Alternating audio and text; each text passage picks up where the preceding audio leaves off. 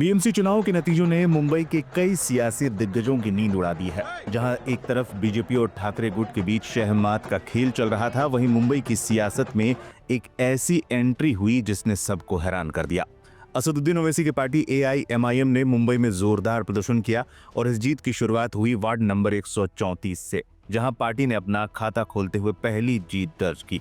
यहां पार्टी के उम्मीदवार महजबीन अतीक अहमद खान ने शानदार प्रदर्शन करते हुए जीत का परचम लहराया। ये जीत एआईएमआईएम के लिए बेहद खास थी, क्योंकि महजबीन खान की इसी जीत ने बीएमसी में पार्टी का खाता खोला था। नतीजों की शुरुआती दौर से इस सीट पर मिली सफलता ने पार्टी कार्यकर्ताओं में जोश भर दिया था।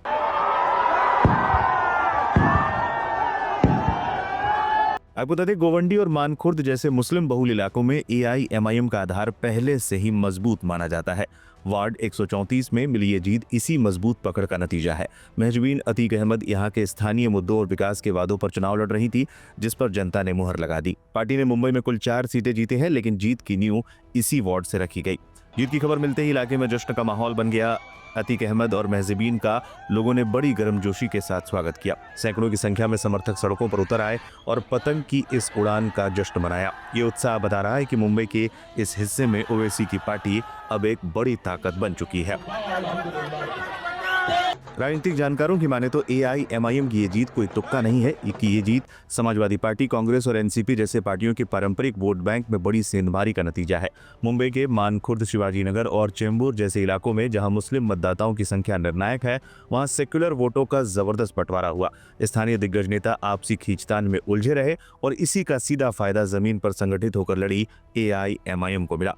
एआईएमआईएम ने न सिर्फ अपनी सीटें जीती हैं, बल्कि मुंबई की स्थानीय राजनीति में एक मजबूत ध्रुव के रूप में अपनी उपस्थिति दर्ज कराई है। कुछ सीटों पर तो उनके उम्मीदवारों ने 10,000 से ज्यादा वोटों के अंतर से जीत हासिल की, जो कि उनकी बढ़ती जमीनी पकड़ का सबूत है। ये नतीजा ये भी बताता है कि मुस्लिम युवा वर्ग अब पारंपरिक विकल्पों के इतर ओवैसी की आक्रामक राजनीति की ओर आकर्षित हो रहा है। बीएमसी मिली ये 4 सीटें आने वाले महाराष्ट्र विधानसभा चुनाव के लिए बाकी पार्टियों के लिए खतरे की घंटी भी है। वार्ड 134 की जीत ने साबित कर दिया कि जमीनी स्तर पर काम करने वालों को मुंबईकर कभी निराश नहीं करते। एआईएमआईएम का यह प्रदर्शन आने वाले समय में मुंबई की राजनीति को कितना बदलेगा, ये देखना दिलचस्प होगा।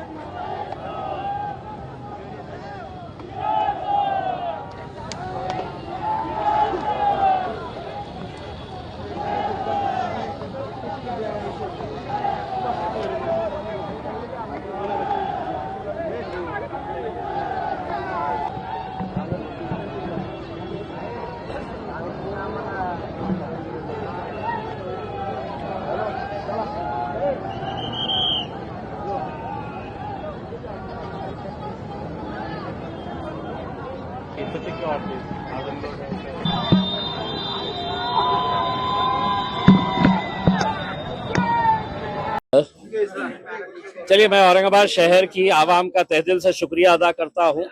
अल्लाह रब्बुल इज़्ज़त का शुक्रिया अदा करता हूँ कि हमारी सबकी दुआओं को कबूल किए। हम हमारे पार्टी के सदर जनाब बैरिस्टर असदुद्दीन अवैसी साहब, अकबरुद्दीन अवैसी साहब, मजलिस के तमाम जिम्मेदारान और इस शहर की वो आवाम जिसने पिछले 10-12 सालों से मजलिस का भरपूर साथ दिया है, और उन्हीं की दुआओं, उन्हीं की ताकतों की वजह से आज अल्हम्दुलिल्लाह यहाँ पर हम 30 से ज़्यादा सीटें हासिल कर चुके हैं। और इंशाल्लाह हमारा आंकड़ा जो है वो हम 33 सीटें हम जीत रहे हैं। यानी कि भारतीय जनता पार्टी के बाद अगर कोई दूसरा पक्ष यहाँ पर सबसे मजबूत साबित हुआ है तो वह मजलिस इत्तेहादुल मुस्लिमीन साबित हुआ है।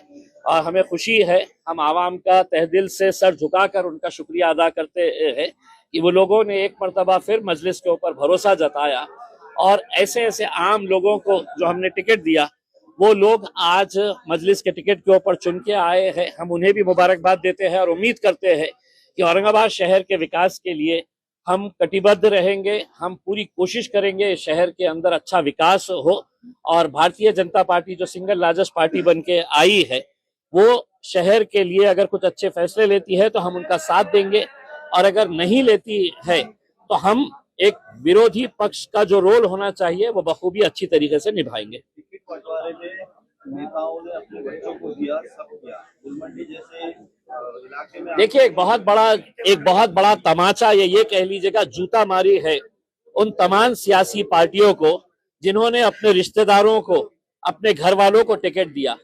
अगर संजय सिरसाट अपने बेटे और बेटी के लिए करोड़ों रुपया खर्च नहीं करता तो शायद उनका बेटा और बेटी भी घर पर बैठते, लेकिन तमाम राजनीतिक पार्टियों के नेताओं ने अपने बेटे को, अपने भाई को, अपने बाप को, अपने बीवी को, अपने बेटी को, हर एक को टिकट दिया।